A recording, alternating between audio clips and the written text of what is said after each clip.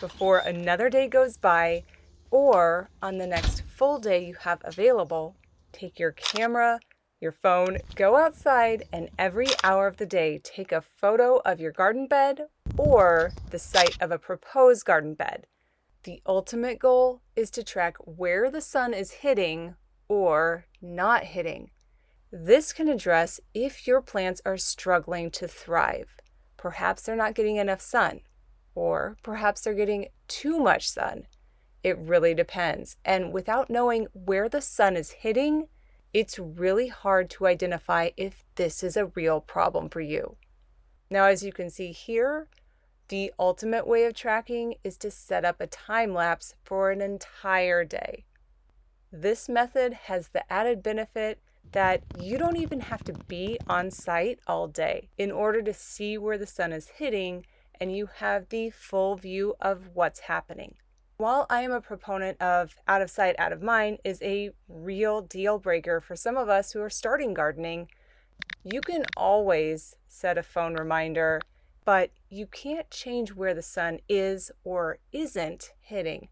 Depending on what it is that you want to plant, your plants may need more or less sun than what they're receiving. Right now, we are just past the summer solstice in the northern hemisphere. This is your best chance at seeing what a longer day looks like. Or if you're looking at this mid-year, you can go ahead and look at an app like SunCalc here, where you can see the summer solstice has the sun tracking much differently than it does in the winter solstice.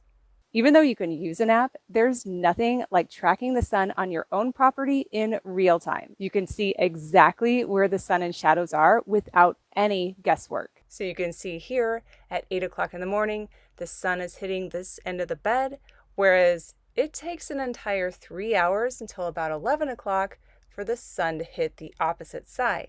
By 4 o'clock, the entire garden bed is back in the shade. Now, a word of warning, before doing this, putting a camera out there, or committing to a day of doing this kind of tracking with your phone, you want to know what the weather is going to be like. It might be cloudy, it might storm. I was so excited to do this on the summer solstice, only to have one of the cameras fall off because we had some crazy winds coming through. So there's a tip. Make sure that you tape the heck out of your camera to make sure it does not move.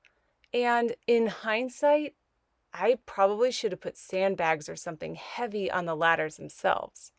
Protective measures are very important, which also includes protecting your camera, if it's an all-day time lapse, from the sun.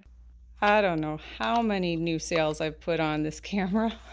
Other attempts had a dust storm roll through with some much needed rain, or any other kind of storm where you just can't have your camera outside, or you just won't be able to see where the sun would hit if the clouds were not in the way.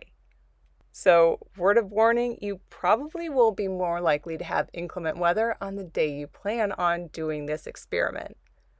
Definitely check weather.com or Weather Underground to make sure you have somewhat of a decent forecast. I think we can all agree that gardening is not the cheapest activity. It takes money for lumber to build the raised beds if you go that route, irrigation, soil, and it's like seeds. It all adds up. So putting your bed in a place where it will not be successful, that's heartbreaking. You can't just up and move. So planning ahead, doing the specking, your camera is a good enough tool to go out and do that.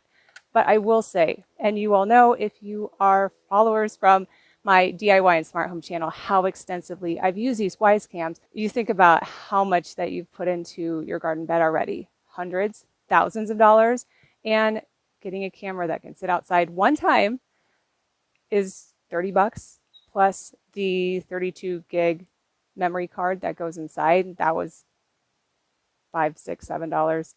It's not a lot in comparison to how heartbreaking it is if you find out if your bed is in the wrong spot. So I can't say enough about these. These are V2 cameras, indoor rated, that I have used so often outside, trying not to kill them with the outside covers here, but I've got a V3 as my backup. I still have to unbox this on my DIY channel, so you can check that out as well. And these require the outdoor power adapter. So if you're going that route, something to consider.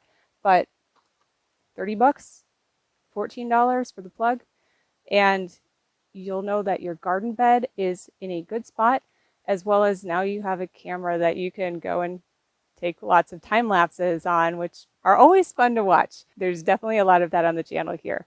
Related bonus tip, take a personal movie action sequence by capturing local fireworks celebrations.